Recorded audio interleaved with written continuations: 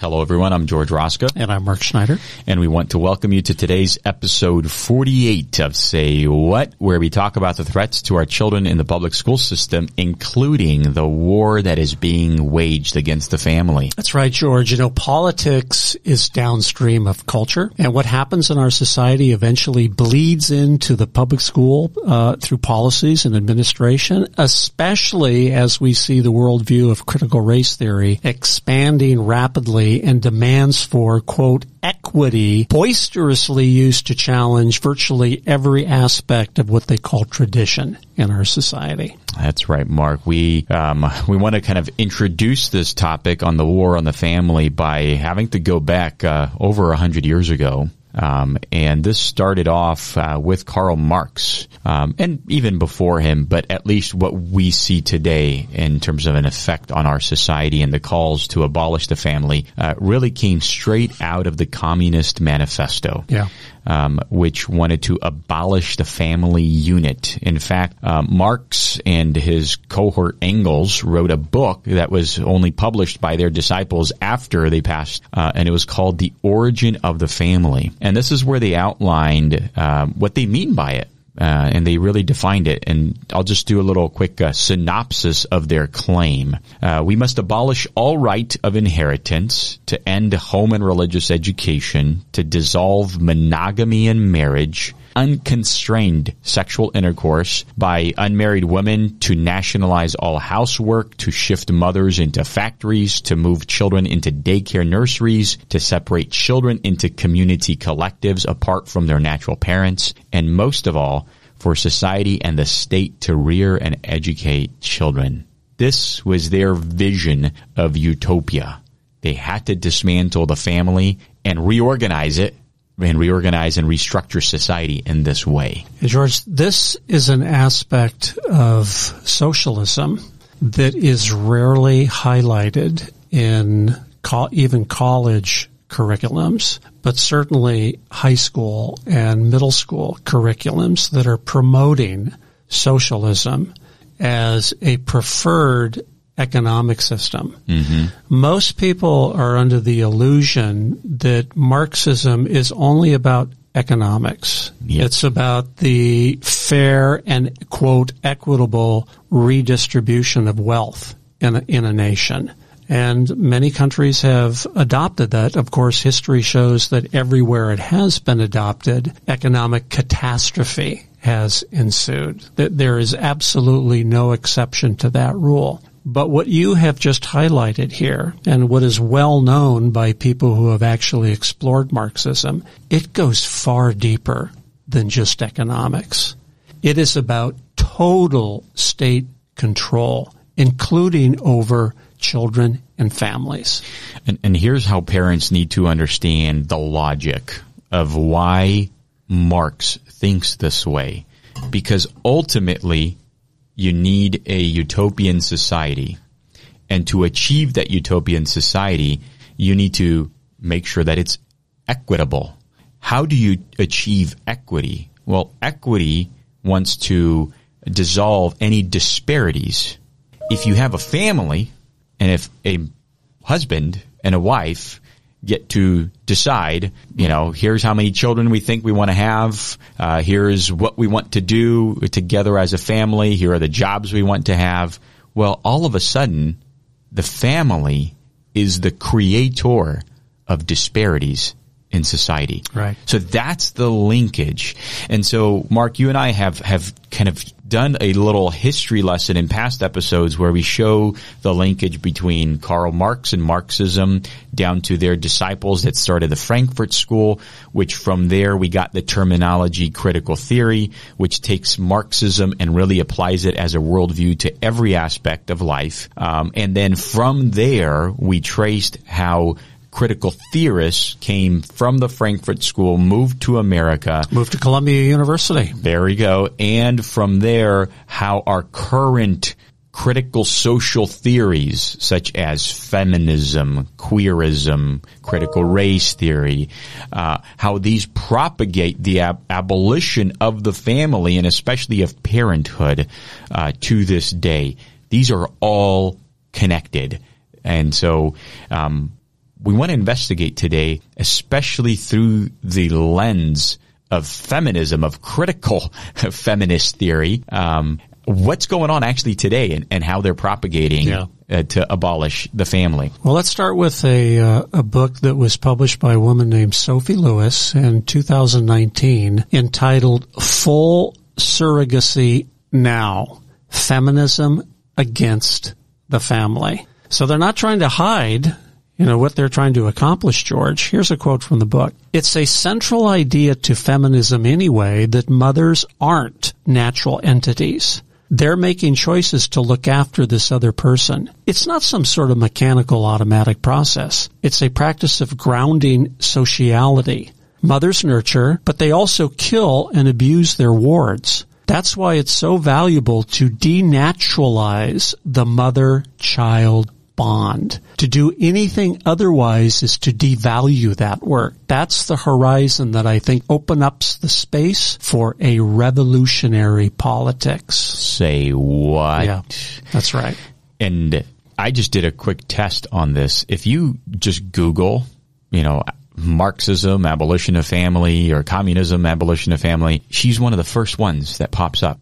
Google is intentionally, through its algorithms, putting this kind of stuff at front and center in their searches. So, parents, you need to understand, especially for children that are in college, that you're paying tens of thousands of dollars for in tuition and board every year, that if they take any kind of gender studies class, this is what they're being taught. This feminist theory is front and center. So it's not just, authors like Sophie Lewis. In fact, just recently, this month, there was a guest columnist, Joe Matthews, here in California, who published a piece at the Ventura County Star, and then the San Francisco Chronicle picked it up. And here is what he says. If California is ever going to achieve true equity, the state must require parents to give away their children. Say what? This is January 2022. Yeah. To achieve equity. I mean, you'd like to be able to say you can't make this stuff up, and maybe you can't, but here it is in black and white, published for everybody who is willing to read the article can. And it's part and parcel, George, of this Marxist ideology, which is a replacement ideology for the Judeo-Christian worldview upon which this country was founded on, that really rips the family to shreds. And now they're completely open about their aims. The state must require parents to give away their children. Yes. Last week, George, on our program, we talked about laws in California, not just California, but across the nation, to take away a parent's right to control what kids put into their body through vaccinations. Mm-hmm. Schools, already in the school system, the schools have to right to give medical counseling, mental health counseling, vaccinations for the human papilloma virus and other medical treatments. It's just part and parcel of this effort to take away parents' rights. It's been going on for years now.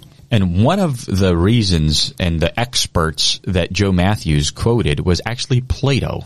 And he's using, this Greek philosopher, this great mind as his expert to say, well, here's why we need to abolish parenthood. But what little Joe Matthews doesn't know is that, in fact, our Supreme Court has already taken Plato's arguments in consideration way back 100 years ago. In a very famous case. It goes back to 1923, and it is really the case in America that established the fundamental rights of parents to control the upbringing of their children. What's interesting, George, here is that this happened in 1923. Mm-hmm.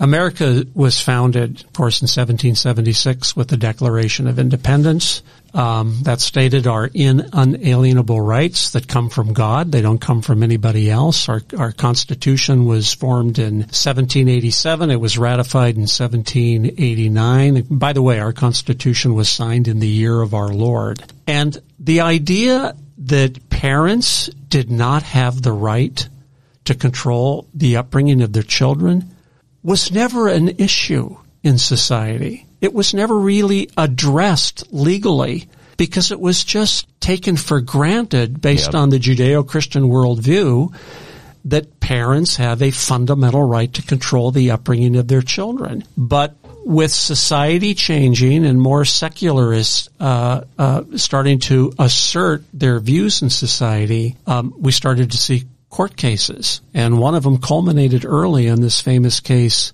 Meyer versus Nebraska. Very interesting quote from that case. For the welfare of this ideal commonwealth, Plato suggested a law which should provide that the wives of our guardians are to be common, and their children are to be common, and no parent is to know his own child, nor any child his parent.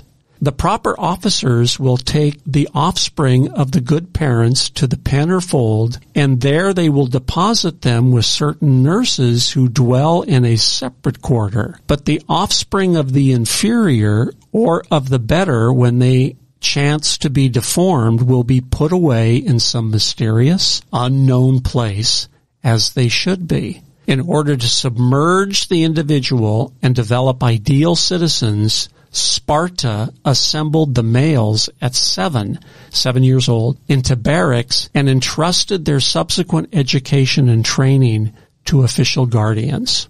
Although such measures have been deliberately approved by men of great genius, talking about Plato, their ideas touching the relation between individual and state were wholly different from those which our institutions rest. And it hardly will be affirmed that any legislature could impose such restrictions upon the people of a state without doing violence to both the letter and the spirit of our Constitution. Amen. Amen indeed. Yes. So what Mr. Joe Matthews doesn't realize is that what is he really wanting to follow from what Plato proposed? Putting people with disabilities in a mysterious place, women being second-class citizens where they're just factories pumping out children and then handing them over to the state. I don't really think Joe understood or really thought through what Plato was really saying. But the good news is that even as recently as 22 years ago, there was another Supreme Court case, Troxel versus Granville. Yeah, and this was a case where the court said the liberty interest of parents and the care, custody, of control of their children is perhaps the oldest of the fundamental liberty interest recognized by this court. So they were looking back all the way to Meyer versus Nebraska and other cases similar to say, no, parents still have a fundamental right to control the upbringing of their children. Now this case, George, is continually being tested in different jurisdictions across the country. But this is a Supreme Court decision, and it's still good law.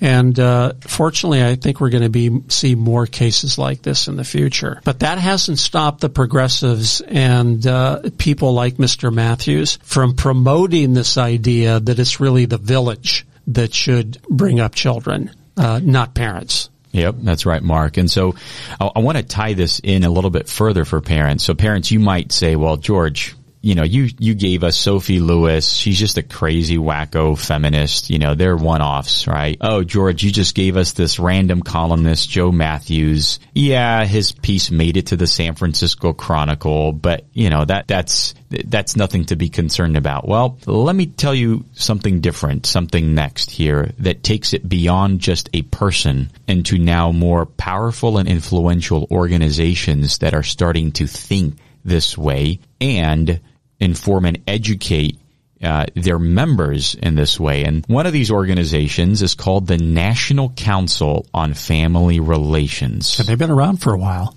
They've been around since 1938. They claim on their own website to be the oldest nonprofit, nonpartisan, multidisciplinary professional association focused solely on family research, practice, and education. Their members come from more than 35 countries and all 50 U.S. states and include scholars, professionals, students in family science, family life education, human development, marriage and family therapy, sociology, psychology, anthropology, social work, theology, child development, health, and more. They have a total annual revenue of just around $2.5 million and assets nearly $5 million.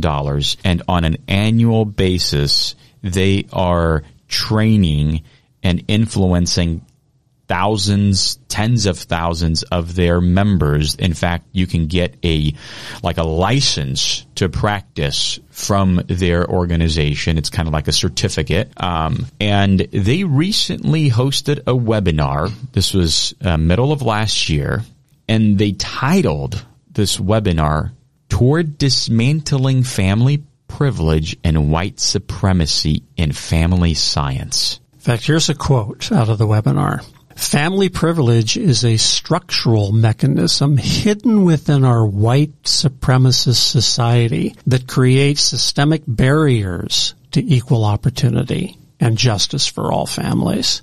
In this webinar, attendees will examine, recognize, and learn how to dismantle the manifestation of family privilege in our social systems by using an intersectional framework developed by critical feminist and race scholars. So, Mark, I didn't say this, even though I said it up front that this is the linkage of how it works. Karl Marx to critical theory to critical feminists. They are coming and saying it themselves. They are saying that how they came up with this idea of dismantling family privilege is through an intersectional framework developed by critical feminists and critical race scholars. And for our audience, if you don't remember that term, intersectional, that is a term of art and the critical race theory orb of influence. It stands for how different oppressed groups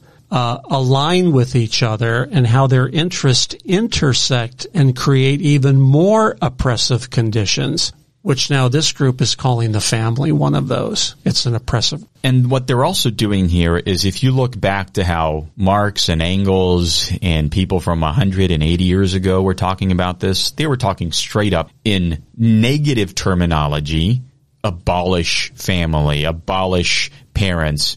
The people today use a positive connotation to kind of trick you to say, well, family privilege is a structural mechanism hidden within our white supremacist society. And you're like, wait up. Am I a white supremacist for having the privilege to being raised in a family? And I need to dismantle myself of this. I don't want to be labeled a white supremacist. And so over and over, we see now these positive forms of words being used to, first of all, bypass our, first line of defense. Because if we would hear, hey, I want to abolish you as a mom and a dad, that's one thing. You get the point. But when you hear family privilege is a structural mechanism, you're like, oh, wait up. This sounds, very intellectual. Let me consider what they are saying. They use these heavily embroidered phrases to try and lend some intellectual credibility to what they're saying. But when you analyze it, George, when you peel back, the barrier, you realize what they're really saying is very simple. We want the state to control your children. Correct. Not parents. Because it's as simple as that. You have to ask yourself, well, how do family privileges and structures create systemic barriers to equal opportunity and justice for all families? And again, you have to put on your critical theory worldview to know that families by nature create disparities. Any disparity is an enemy of equity. So in order to achieve equity, you have to abolish any kind of a unit, any kind of a family union. That's right. And so, what's interesting to me is that this also goes against any kind of, LGBTQ purported idea that, well, we just want to be two dads. We're two dads in a loving family that want to be parents. Wait up. The worldview that you are using to argue to me that you should be two dads parenting that child is actually the same worldview that disposes of your own argument, because your own worldview says, nope, no family, no two dads even in a family. That's right. You are creating family privilege. It's inherently contradictory. So what we want to equip parents on our podcast here is, I've heard the saying that bad ideas must be combated with better ideas. And we have those better ideas, especially as Christians. And so one of those really good ideas is very well communicated by one of my newest favorite authors. And this is a lady by the name of Katie Faust. And she wrote a book called Them Before Us. And by them, she's talking about children. Yes. And before us, the us is adults, and especially adult desires, because our society has become increasingly infatuated with, what I want, what I desire, what my feelings say. I want to be in a relationship with this man, and we want to adopt, 2 children. It's all about us. It's never about them, the children, and what's best for them. And because she was a victim of this mentality, she grew up in a family where her parents divorced. Her mom went off to become a lesbian. Her dad went off into multiple other relationships. She felt like her parents prioritized their own sexual proclivities before her, their own child, the child that they should have the most love for. Yes. And growing up and then into her adult years, she did a lot of research on, the effects that she suffered from all of this really abuse from her parents and the psychological abuse. And one of the very interesting things that I learned from her book is that not that we should abolish parenthood, because parenthood is a thing. It's a real thing, and it happens in a family. But we should not necessarily use the term parenting, because that doesn't exist. In fact, there is only fathering and mothering, because fathers and mothers parent their children in very distinct ways. Yes. And in very needed ways. The child needs to be fathered. The child needs to be mothered. It's complementary ways. Correct. The mother gives parenting in a way that only a female can, and the father gives parenting in only the way that a male can. Yes. It's interesting to me, George, that so many progressives, they rely on the theory of natural selection and evolution to put forward their secularist ideas. But evolution itself totally relies on reproduction by a male and a female, and the more sophisticated animals become, particularly mammals, the longer the gestation and childhood period relies on the mother and the father. That has its apex in humankind. So they're going against their own underlying beliefs when they're saying children don't need parents. Yep. They don't need a mom and a dad. So parents, we encourage you, just Google Katie Faust, Them Before Us. In fact, she has a website called thembeforeus.com.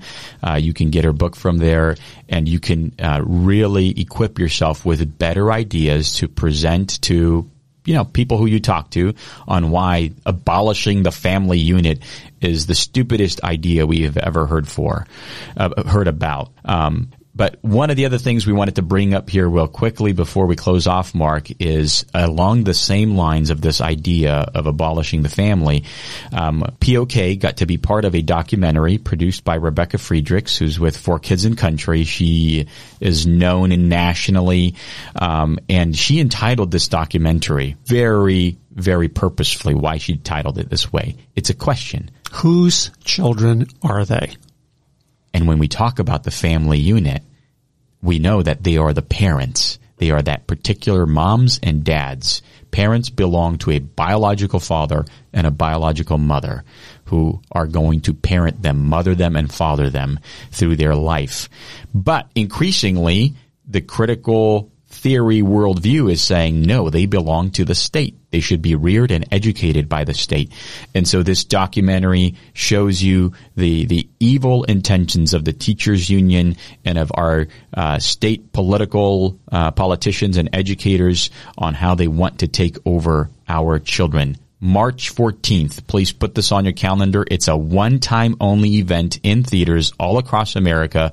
March 14th. Whose children are they? And George, our own George Roska Jr. is actually featured in the film, so you've heard him on the radio now. If you actually want to see what he looks like, make sure you show up at the theater on March 14th. Well, that's all the time that we have today for our show. We want to remind you again, please go to our website, protectourkidsnow.org, become a subscriber, and we look forward to talking about family issues in our public schools again next week. Talk to you next time.